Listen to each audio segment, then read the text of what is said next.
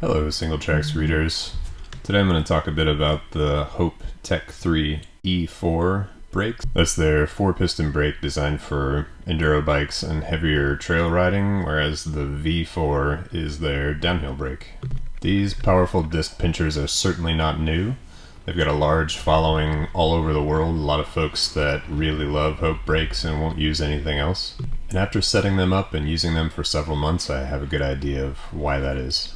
So let's kick off the review up at the lever. The Tech 3 lever is said to offer 5% more power compared to the previous version, and it offers reach adjust and pad contact adjustments, both that actually do something, which is not something you can say for every brake lever. The lever itself is quite long and should work well for folks with long fingers and shorter fingers alike.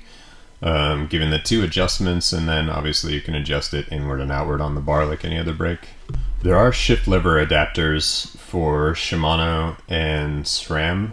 That's it so far, so no microshift or TRP or any others. And the adapters for the Shimano shift lever that I've been using work well to hold the shift lever on, but the ergonomics are not great. Anyone who runs the brake levers fairly horizontal might find that the shifter ends up tucked way underneath the handlebar where you don't really want it, and it probably will work better to use a regular 22mm banded shifter with these. And finally, Hope's not making their race levers anymore, so they used to make a lever that didn't have the 2 adjustment knobs. It had bolts in similar places that you had to adjust with a wrench that kind of made the lever a little more sleek and lighter, and they've gone away from that. Jumping down the hose to the caliper, I chose to use the regular hoses as opposed to the more expensive braided hoses that are supposed to help deal with power loss a bit, and I didn't notice any difference between the rear and front brake on these two. They both felt really good, with no noticeable power loss in the rear brake from the longer hose. So I think the regular hoses are going to do the trick for me, and maybe the braided hoses work well for folks who like the look of them. The brake's E4 caliper is relatively straightforward with 4 16mm pistons, top-loading pads, and like most they can accept between 160 and 220mm rotor. I haven't had any issues with pistons returning in these calipers. All 4 pistons seem to be returning exactly as they did the first day I installed the brakes, which is another thing I certainly can't say for a lot of other 4-piston brakes. And those pistons seem like they're still quite a ways from needing to be taken out and cleaned and lubricated. The rear brake has produced a slight whistle on the trail that I haven't quite been able to get rid of, and I just decided to leave it that way because our trail traffic's been so high that it's kind of just a nice free belt. The initial set of pads that came in these brakes wore super quickly, and I replaced them with the Hope e-bike pads, and those have been working really well. E-bike pads are designed to work with higher temperatures and heavier bikes, which is really nice when mounting these brakes up on a gravity bike.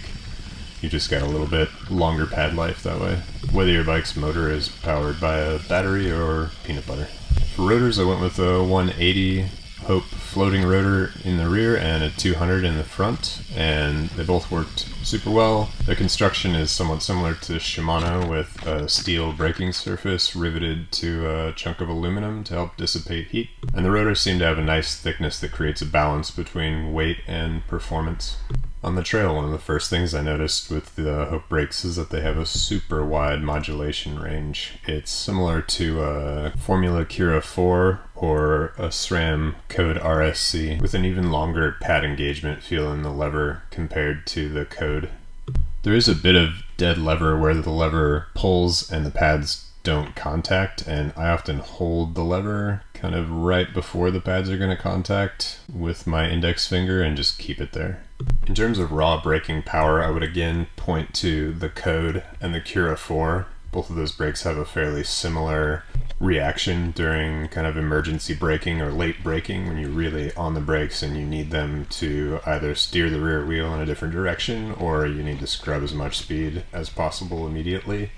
These brakes do offer a little bit less power than, say, Trick Stuff Direttissima or even a Shimano Saint, but that difference in power is not large enough that it's going to win or lose a race or cause you to blow a turn. It's just different, like the modulation is different. It takes a little while to get used to, and then the brake feels plenty powerful enough. And in fact, for folks who really like to push the limit and brake as late as possible, I think the Tech 3 E4 will give you all the braking power you need, as long as you really like that wide modulation range. So the brakes work super well. Everything's functioning just as well as it was the day that I set them up, and I haven't had to bleed them since, even when I changed the pads.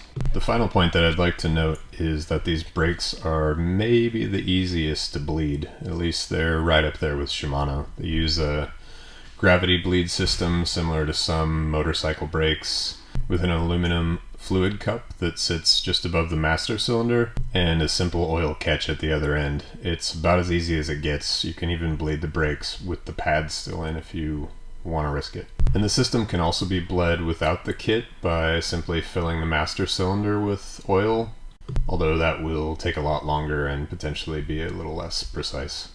And finally, similar to the Cura 4 brakes that I mentioned before, there is no base level of this brake. Hope just makes their top of the line brakes for kind of different genres of riding, and that's it. So this brake sells for $220 US or $235 with the braided hose. 140 through 183 millimeter rotors sell for $55 US, while the 200 and 203 millimeter rotors sell for $65. And as always, the brakes and rotors can be had in black, silver, purple, red, orange, or blue. That's it for the Hope Tech 3 E4 brakes. Please share any questions or comments and we'll get back to you as soon as possible. Otherwise, head over to singletracks.com for all your mountain bike news and reviews. Cheers.